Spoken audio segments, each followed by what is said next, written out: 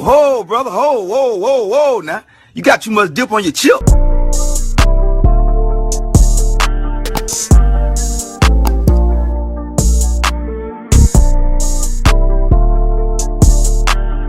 Yo, what's the word, G-Dog family? You already know, man, we on the late night grind, late night vibe right now. It's 11:08, 8 goddamn night, and we still up here grooving, getting it on. Got Pluto with me, you feel what I'm saying? In the cut, can't pick him up because he gonna do too much. You feel what I'm saying? Let's go ahead and get straight into the video though, man. Well, today, we got the story of Lil B. Now, if you know about Lil B and you're from the rack, you know that nigga was a savage. Like, not for play, for real, he was a savage. So, we finna go ahead and get straight into it, you feel what I'm saying? And see what's going on. Let's go ahead and get straight into the video though. Let's see what he gone. Don't forget to like, comment, subscribe, hit that notification bell, and let's go ahead and get straight into the video. Got it. Chicago drill let everyone know how wild the streets really are. Right. But most fans have no idea about one of the scariest killers in the city. Lil B wasn't just a shooter. He moved like an assassin. From popping out of trash cans with a strap, to dressing up like a homeless person to catch him blacking. Today we're breaking down the wild. That's why I had to get out the streets. Niggas like this is why I had to get out the streets of Chicago, because these niggas was just too goddamn crazy. Like, it do be serious, but it ain't that serious for me to be popping out of trash cans and shit. I just refuse to do that, because if I'm that deep into this shit where I'm popping out of trash cans to get you, it's either in jail or hell, so I'd just rather stay out that shit. Stories behind why his ops were so terrified. Lil B came up in the south side of Chicago, repping a set called TYMB. He was cool with all the dudes over there like TYMB Fefe, and a lot of his cousins rep the same set. Rumors say his cousin Cortez is allegedly the shooter who killed Tuka. Tuka was affiliated with STL-EBT, and he wasn't the first casualty in the war between the BDs and GDs. But his death sparked a massive wave of violence in the city. Right. He was allegedly killed in revenge over a BD named Edric Walker, but Tuka's death had a way bigger impact on Chicago. After he died, I ain't gonna lie, Tuka is like, it's cause Tuka died, but it's cause Keith was dissing the out of Tuka, bro. Like, Keith and Dirk and them was dissing Tuka so hard that they had everyone outside Chicago thinking Tuka was really a weed pack, like a strand of weed. This was an actual person, you feel what I'm saying? And he was just dissing the shit out of the nigga so hard that they didn't even know. Tuka was a person. Tuka was not a weed. Tuka was a person. You feel what I'm saying? It's just bad, because they said that after he got shot up, that his body was still smoking. And I'm pretty sure it ain't true. But that's pretty much to shut you know they shot that nigga a lot of times, bro. Clapped back by killing a respected BD from Wick City named Odie Perry. And that's when Wick City changed their name to O Block in his honor. TYMB is named after Edric Walker, who went by the name Todd. Lil B and Todd were actually cousins. And that's why it's so shocking that Lil B ended up going to the other side and started putting pressure on his old homies. According to street rumors, all the drama started when Lil B accidentally shot himself. TYMB Fefe told Cam Capone News, so the police just steady like circling the block, you feel me? Just watching, staring, trying to hop out, do this and do this. So they end up leaving. So folks them shooting dice and said, you hear the blick go off, pow, pow. Lil B done shot himself. It's not clear exactly how it all went down, but Lil B somehow shot himself and ended up getting questioned by the cops. When they took him in, rumors started flying that he had snitched on somebody, because a few days later, a dude from TYMB named Manny was allegedly booked by the police.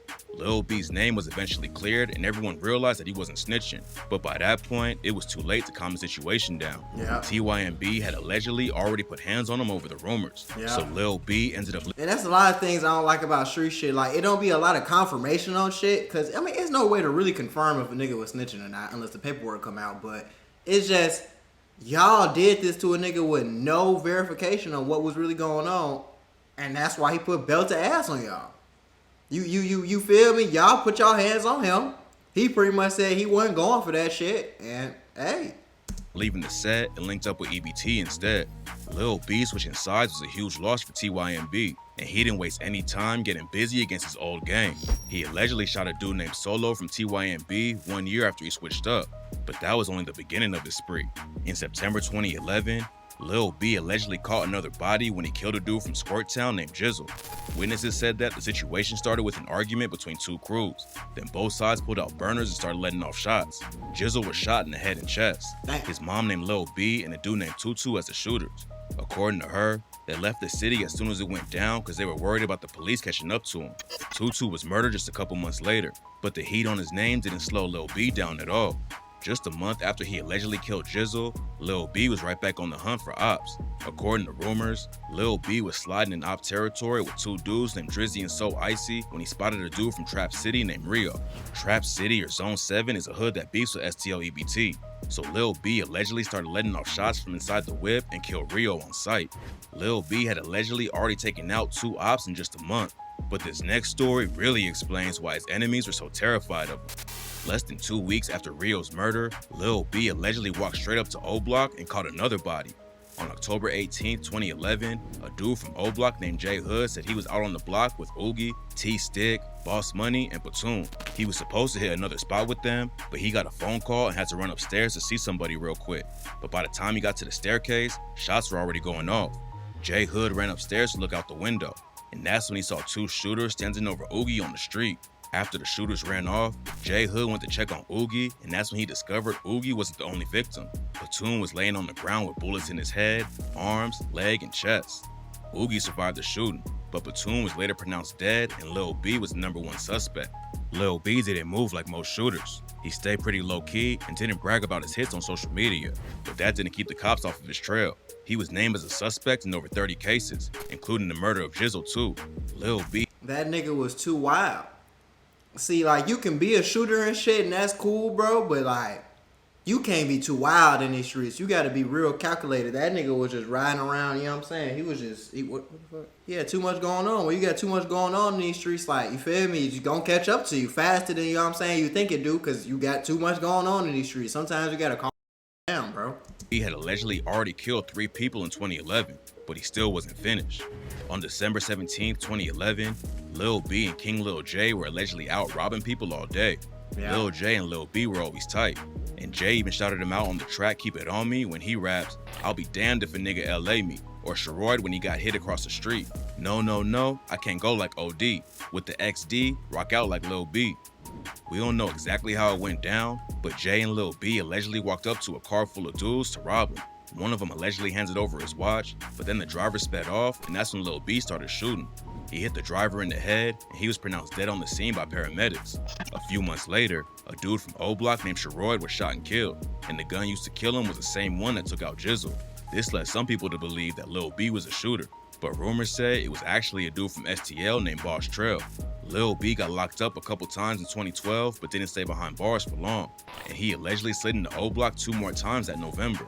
That same year, he allegedly caught another body from Zone 7 Trap City when he killed a dude named Scooter. Lil B was allegedly putting in a crazy amount of work for the set, but that didn't mean he wasn't taking losses too. In October 2012, Lil B's homie P5 was either on his way to get coffee or pick up some weight. I heard about There's P5. different rumors about what he was actually doing that morning, but he definitely wasn't expecting what happened next. According to some reports, P5 got to the spot and was ambushed by King Von, J Money, Big A, LA Capone, and Manny. P5 tried to run off, but Manny allegedly shot him in the back and he fell down. That's when the rest of them all walked up and brutally executed P5 on the ground with 6 shots to his face. P5's death was a major loss for Lil B, but he allegedly got revenge on one of the killers less than a year later. In September 2013, J Money was with Prince Dre and E-Dog driving to a local laundromat. What they didn't know was that Lil B was hunting them down the whole time. He was being driven by an unknown dude, and Lil B crouched down in the whip so J Money and the others couldn't see him. They followed the ops for a while, then Lil B's homie dropped him off at a corner around the laundromat. Lil B ducked behind a house and went through the alleyway, and that's when he caught J Money loading his laundry up and started letting off shots. J Money got hit in the legs and fell down immediately.